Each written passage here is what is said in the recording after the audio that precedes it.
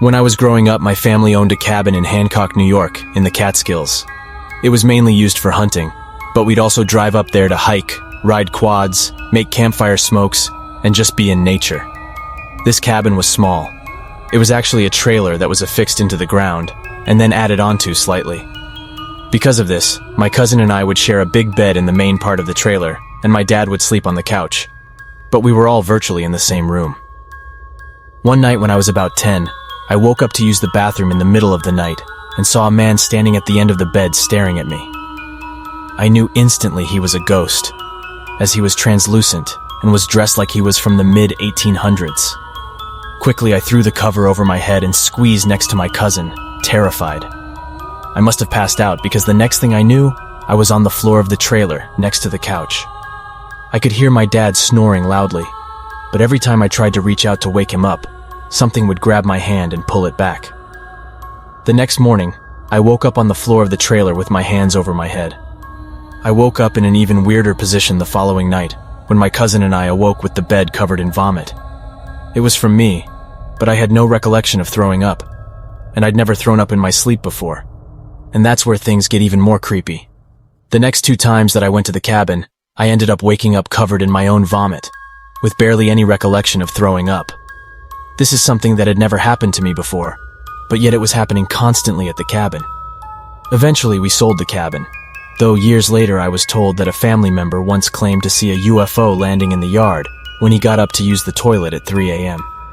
Even now, over 20 years after the incident, I still remember it vividly, and I firmly believe that that cabin is possessed by something inhuman.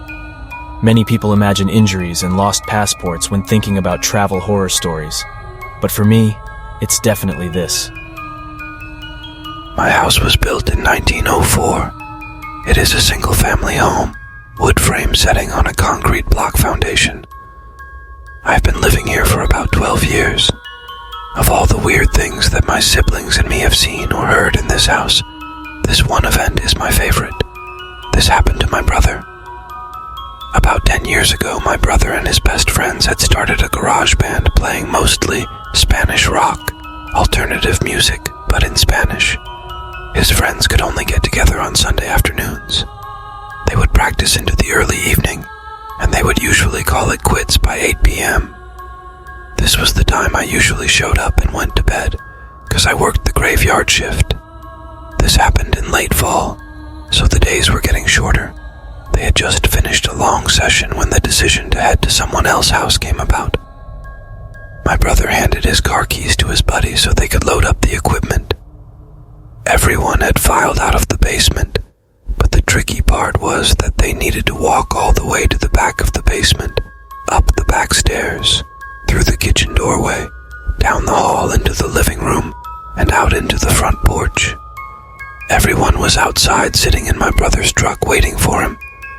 My brother was walking up the back stairs when he remembered that he had left his pancakes in a to-go container sitting on a speaker in the basement.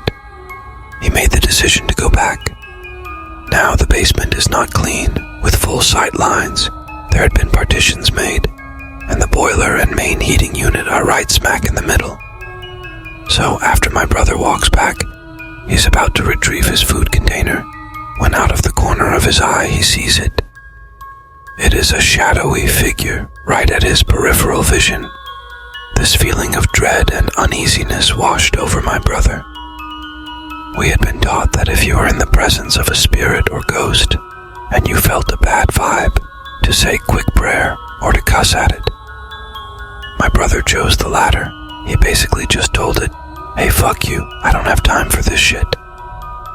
My brother started to walk to the back of the basement and briskly up the stairs, closing doors and turning off lights as he was walking out. The last light switch is on the opposite side of the front door. Luckily, the door was open, and the light from the street lamp was flooding the living room with its amber light. My brother said he felt something at his back, but at no point did he turn around.